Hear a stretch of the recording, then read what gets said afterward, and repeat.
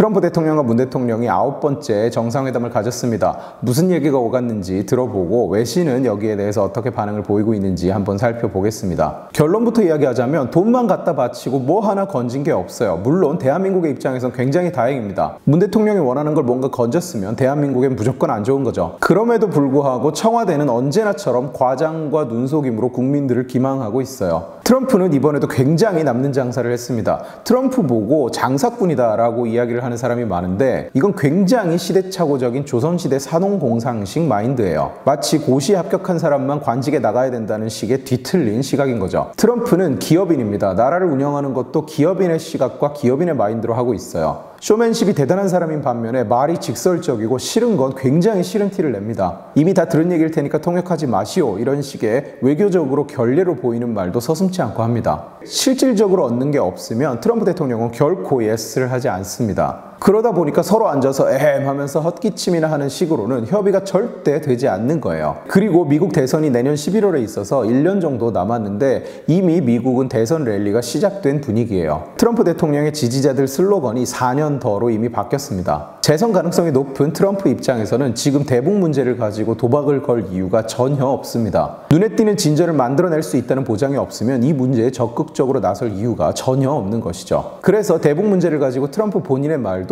자기가 일으킨 성과를 홍보하는 데 집중해요. 북이 핵실험을 이제는 하지 않는다. 장거리 미사일 시험을 더는 하지 않는다. 이렇게 자기가 미국인의 생명과 안전을 지키고 있다는 점을 강조하고 싶을 뿐 어차피 1년 안에 결론이 나지 않을 대북 문제는 온 힘을 다해서 매달릴 이유가 없는 겁니다. 트럼프 입장에서는 이 문제는 이대로 뒤로 미뤄두고 싶을 거예요. 그러나 문재인은 입장이 좀 다릅니다. 지지율은 가파르게 떨어지고 있죠. 경제는 나락으로 빠져들고 있죠. 평화장사로 2년 재미를 봤는데 이제 약발이 떨어져 가요. 실질적으로 아무것도 달라진 게 없다는 걸 시민들이 점점 깨닫고 있는 겁니다. 그런데 총선이 다가오고 있죠. 자칫하면 내년 총선을 기점으로 강력한 레임덕이 시작될 수 있는 겁니다. 그래서 필사적으로 평화장사를 연장할 방법을 찾아 헤매고 있는 거예요.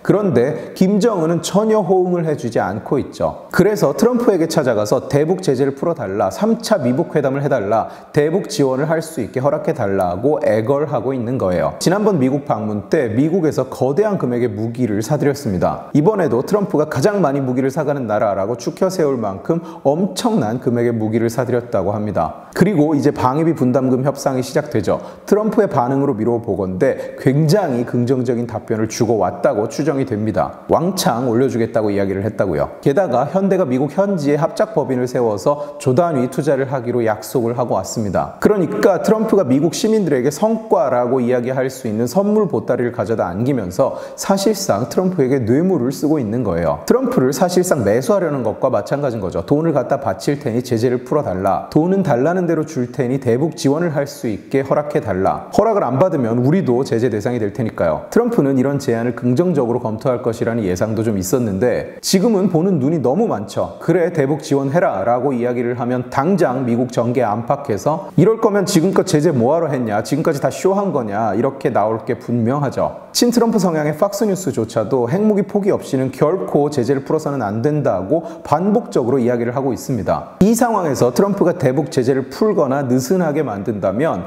대선을 1년 앞두고 지금까지의 대북 정책이 실패했다고 인정하는 거나 마찬가지예요. 정치적으로 큰 타격이 될 수밖에 없습니다. 결국 트럼프는 한국이 갖다 바치는 선물은 다 받고 나서 묻습니다. 이번 회담에 내가 뭘 얻을 수 있는지 말해달라고요. 성과가 보장되지 않으면 안 만나겠다는 겁니다. 실패할 미팅을 가질 이유가 전혀 없으니까요. 미국 시민들은 어느 나라 사람들이랑 달리 그저 김정은이랑 손만 한번 잡으면 평화가 왔다고 호들갑을 떨지 않거든요. 결국 트럼프로서는 대북 제재를 풀어줄 이유가 전혀 없는 상황인데도 문재인의 북북북북 거리는 절박함이 계속 돈만 가져다 바치고 성과는 전혀 없는 회담을 반복하게 하는 겁니다. 물론 대한민국으로서는 참으로 다행이죠. 적국인 북괴에 돈을 퍼주는 것보다는 미국에서 무기를 사오는 게 낫죠. 상황이 이런데도 청와대는 언제나처럼 회담이 성공했다고 자화자찬 중입니다. 저쪽에서는 자꾸 3차 회담 가능성이 열렸다고 입을 모아서 이야기를 하는데 트럼프 대통령 말이나 백악관 발표 어디에도 3차 회담을 하겠다는 이야기는 얘기는 전혀 없습니다. 오히려 성과에 대한 보장이 없으면 회담을 안 하겠다고 이야기를 하는 거고, 특히 문에게 그 질문을 한다는 건 3차 회담을 가졌다가 실패하면 그 책임을 대한민국에 묻겠다는 이야기입니다. 또한 저쪽에서는 트럼프 대통령이 새로운 방법이 필요하다고 이야기했다고 자꾸 주장을 하는데, 볼튼이 얼마 전에 해고됐어요. 그러면서 강경파였던 볼튼이 주장하던 리비아식 해법, 선핵 포기 후 보상이라는 기조에 변화가 있는 것 아니냐, 트럼프 대통령이 북괴의 선핵 포기라는 원칙을 버리고 새로운 방법을 택하지 않겠느냐라고 저쪽에서는 마음껏 행복 회로를 돌리고 있는데, 트럼프도 그리고 백악관도 이제 와서 선핵 포기라는 원칙을 버리고 새로운 방법을 택할 것이라는 그 어떤 조짐도 보여주지 않고 있습니다.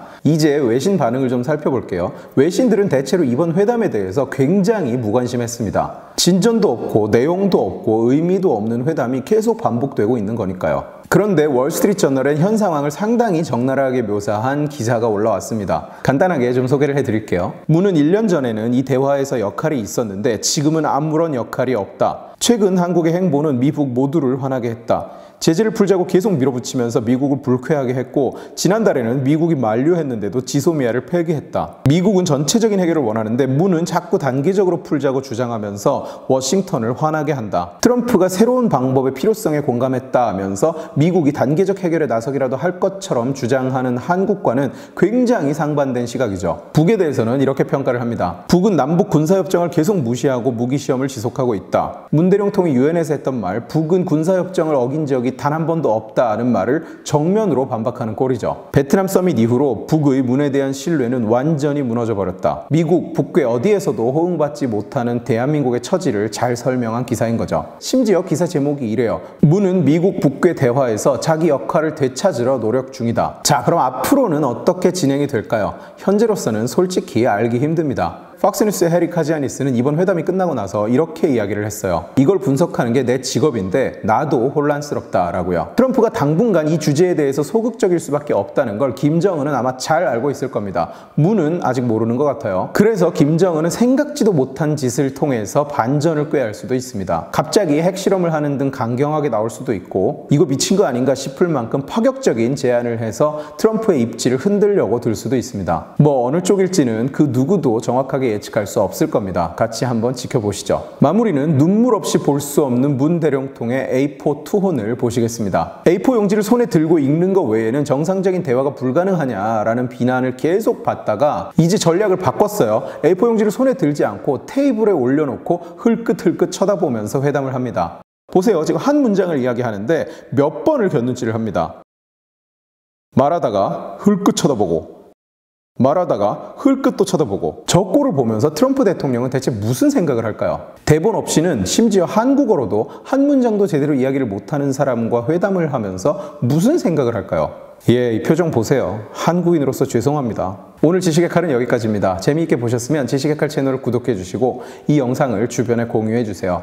여러분들이 공유해 주시면 설득은 제가 하겠습니다. 고맙습니다.